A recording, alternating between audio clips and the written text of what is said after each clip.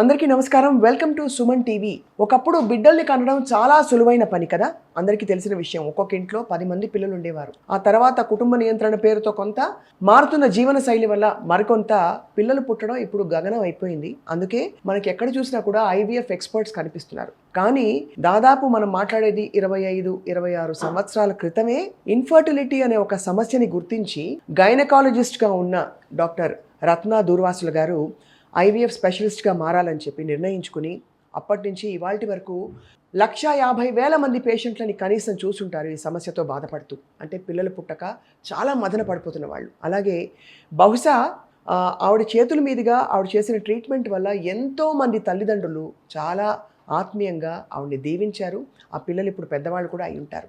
ఎంతమంది పిల్లలు అంటే లెక్క పెట్టడం కష్టం, ఖచ్చితంగా వేల సంఖ్యలో ఉంటుంది సక్సెస్ఫుల్ ప్రెగ్నెన్సీస్.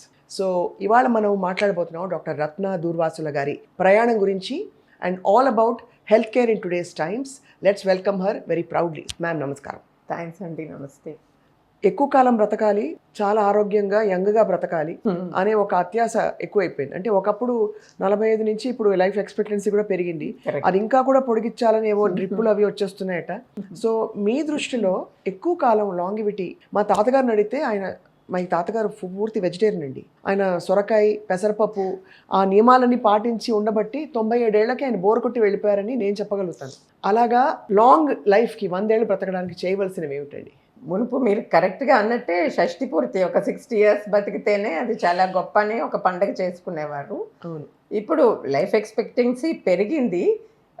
ఇది లార్జ్లీ ఎందుకంటే మనకి ఇన్ఫెక్షన్స్ డిసీజెస్ అంటాం, కమ్యూనికబుల్ డిసీజెస్ అన్నిటికీ మనం క్యూర్స్ తెచ్చేసాం. అవును. అలాగే ఇప్పుడు క్యాన్సర్స్ వాటికి కూడా చాలా మందికి ఎర్లీగా డిటెక్షన్కి ప్రోగ్రామ్స్ ఉన్నాయి, వాటిని క్యూర్ కూడా చేస్తున్నారు. ఇంకా హార్ట్ డిసీజ్ అందరికీ అవగాహన ఎక్కువైపోయి హార్ట్ చెకప్స్కి వాటికి వెళ్తున్నారు. సో ఆ హార్ట్ హెల్త్ కూడా ఇంప్రూవ్ అయింది. సో ఇలాగా మనము 100 ఏళ్ళు బతకడం మంచిదే, కానీ 100 ఏళ్ళు ఆరోగ్యంగా బతకాలి. దానిలో ఒక 60 to 80 years ఆరోగ్యంగా బతికినా చాలు. ఈ డిమెన్షియాలు అవి ఏజ్తో వస్తున్నాయి. సో అవన్నీ మనకి రాకుండా లైఫ్ స్టైల్ మంచిగా ఉంచుకోవాలి. అంటే ఏంటి, మీరు చెప్పినట్టు పూర్వకాలం లైఫ్ స్టైల్స్, ఆర్గానిక్ ఫుడ్, మనకి ఎప్పుడు అన్ని ఫుడ్ ఆర్గానిక్గానే ఉండేది, అంత ఫుడ్ ఆర్గానిక్గానే ఉండేది. అలాగా బ్యాలెన్స్డ్ మీల్స్, కొంచెం ప్రోటీను, అంటే పప్పు పదార్థాలు, ప్రోటీన్ పదార్థాలు, కార్బోహైడ్రేట్ మితంగాను. పూర్వం నాన్ వెజ్ తింటే కూడా వారానికి ఒక్కరోజు ఉండేది. ఎగ్జాక్ట్లీ. ఇప్పుడేమో మీకు ప్రతి చోట KFCలు, బర్గర్లు అన్నీ టూ మచ్ అయిపోయాయి. సో మనకి ఇదంతా తెలిసిందేనండి. లైఫ్ స్టైల్ మారిపోయింది, జంక్ ఫుడ్ ఎక్కువైపోయింది, ఎక్సర్సైజ్ తగ్గిపోయింది. మునుపు పొద్దున్న లేచినప్పటి నుంచి ఈవినింగ్ దాకా లేడీస్ ఎస్పెషల్లీ ఏదో పని చేసుకుంటూ ఉండేవారు. నీళ్ళు తెచ్చుకునేవారు, దంపుకునేవారు, బట్టలు ఉతుక్కునేవారు. ఇప్పుడు అన్నిటికీ మెషిన్స్ అయిపోయాయి. కొన్ని కనీసం కుర్చీలో లేచి టీవీ ఆపడానికి కూడా రిమోట్ కంట్రోల్ ఉంది. అలాగా కొంతవరకు science has given some adverse effects అన్నమాట. అవును. దీంతో ఒత్తిడి ఎక్కువైపోయింది, ఫిజికల్ యాక్టివిటీ లేకపోతే స్ట్రెస్ కూడా ఎక్కువైపోతుంది.